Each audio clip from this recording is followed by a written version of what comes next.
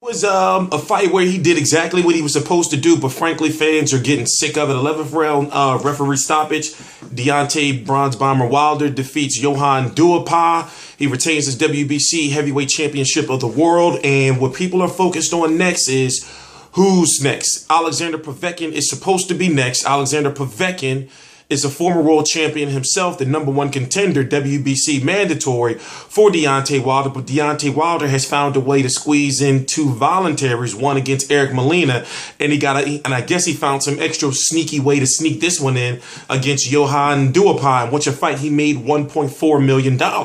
So I look at it like this, as I said in my predictions. First, let me stop and say I'm T Street Controversy. This is T Street Controversy Live with RealCombatMedia.com. I cover every single major fight live. I actually didn't watch this fight live. I took Saturday night off because it's the last Saturday night I'm going to be taking off in quite some time, probably to the beginning of the year.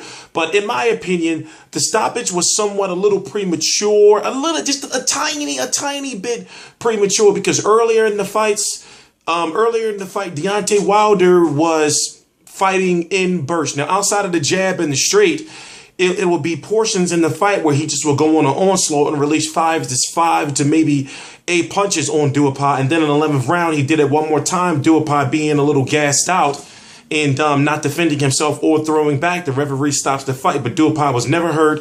Duhaupas was never down. And in fact, I think he was one of the only people that Deontay Wilder has fought to never have gone down. So, like I said, we want Deontay Wilder to fight better competition. Fans are not dumb. You know, boxing fans know he shouldn't be fighting anyone like Duhaupas, and boxing fans know or fear that the only reason why he's fighting fighters like Duhaupas is to build his name up, to make some money, to make some new fans before he goes into the toughest fight of his career, in a fight in which he will be the underdog against Alexander Povetkin. So Alexander Povetkin is going to be fighting on November the 4th. Deontay Wilder, if he wants to, could squeeze in another fight in December, and maybe they fight in March or, April or whatever the case may be. And if I'm correct, this is the type of fight that may go to a purse bid, but Alexander Povetkin doesn't have any, Alexander Povetkin wouldn't mind fighting in the United States. And looking at Deontay Wilder's eye, by the way, he almost went Berto in one eye. So Duhaupas actually fought a pretty good fight, has a lot of heart. He just didn't have the hand speed or the punch variety to be able to do any damage to a guy like Deontay Wilder. And also he couldn't get past the reach and the height of Deontay Wilder, because Deontay Wilder was keeping him at the distance for the whole fight. Now, it was few times where Duhaupas was able to get in, but when he did get in, he wasn't able to. Deontay Wilder's defense was too good for Duhaupas. I'm not saying that Deontay Wilder has good defense, but see, here's the thing. It's just that people are sick and tired of seeing Deontay Wilder fight these caliber fighters. He's a heavyweight champion of the world now. Now, we know big fights may come. We know that he wants to fight Vladimir Klitschko, which in my opinion, Vladimir Klitschko would beat Deontay Wilder, even though I have Vladimir Klitschko losing to Fury. If you don't know, Vladimir Klitschko was injured. His fight with Tyson Fury is off. That was going to happen October the 24th.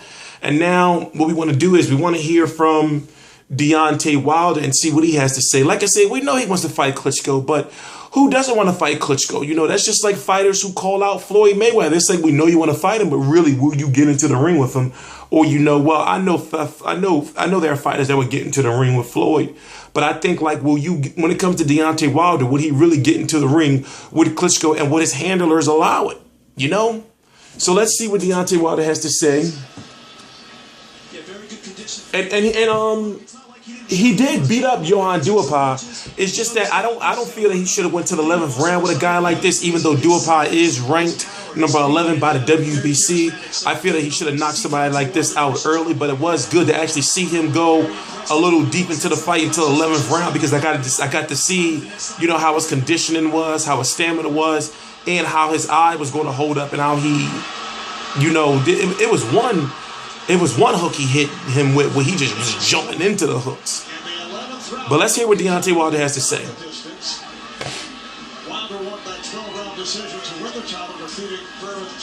If he was to fight somebody next, I would love to see him fight someone like a Derek Chisora, even though Derek Chisora's management probably wouldn't do it, but Derek Chisora could probably beat a Deontay Wilder. I would like to see it. I'm not saying he would. I would like to see him go against Tony Thompson. You know, we got guys like David Price. Oh my God, Joseph Parker and Anthony Joshua would beat Deontay Wilder right now, in my opinion.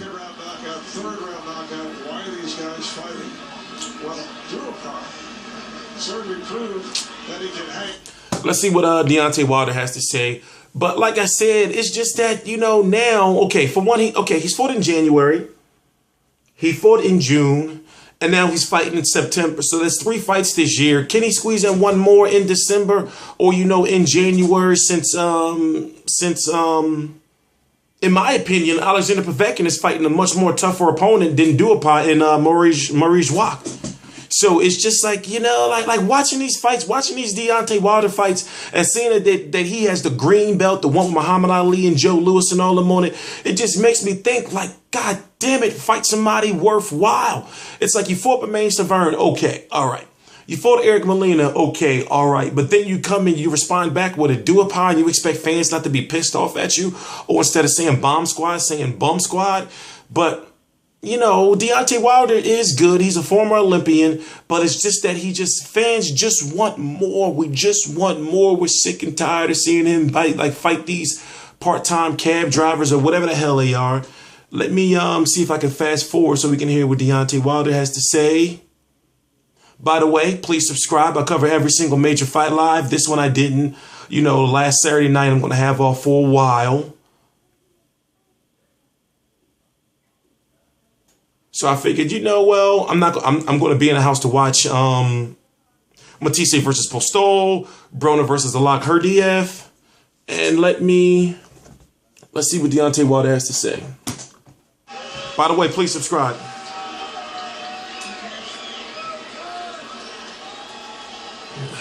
35 seconds into round 11. Deontay Wilder with the stoppage of Johann Duhaupas. Duhaupas did a little number on that eye, though, to his credit.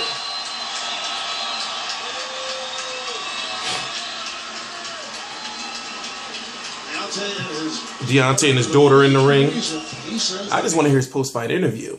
Jeez. How long is it going to take to give him a mic? And one thing about Deontay Wilder is he's got to be careful pulling back, because he's a little wild. You said there was no pressure on you because you'd be embraced by the fans as you were. As this fight went on and as you got that lump under your eye that I'm looking at right now, were you feeling a little pressure at any time tonight? I wasn't feeling no pressure at all. You know, I'm well experienced. I've been doing this for a while now. I got a lot of experience under my belt. You know, I know it's tough fighting at home because you wanna please, you wanna entertain the crowd. The people came out and they paid their hard-earned money, so they definitely want to see us. And then y'all get a show tonight. Oh my God.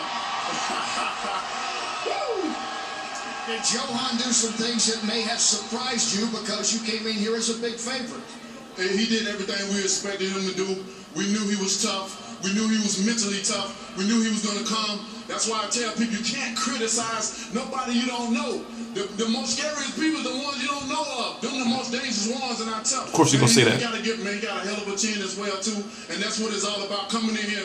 When you fight for a world title, it brings a different beast, a bit different animal out of fighters. They come to get it all, whether they're at home or whether they're on the road. And man, you got to give him the credit, man. He did an excellent job, man, and he definitely has my respect. Let's take a look at some of the hits tonight in this one. And there were some big hits for both. I want to know who he's going to fight. That's what I want to know. I want to know who he's going to fight. We know he's got punching power. You're still undefeated. You have the belt. You told us yesterday that eventually you want to be like Tyson, like Holyfield, another Alabama native. You wanted to be the undisputed champ. How will this play out? When do you think eventually you'll get that shot at Vladimir Klitschko? I'm not for sure. Hopefully we can do it sometime at the end of next year sometime. You know, we got to get these mandatories out the way as well too. So, you know, people got to understand they got to stay patient. The key is to stay patient, guys. This is a process in this, and it's also a business as well too. But that fight is surely come around. As long as I keep winning, which I will, and as long as he keep winning, you know, that should come around real soon. And soon we can have our undisputed heavyweight champion of the world, which is me, baby. And you guys have sparred before. We definitely have sparred. I don't want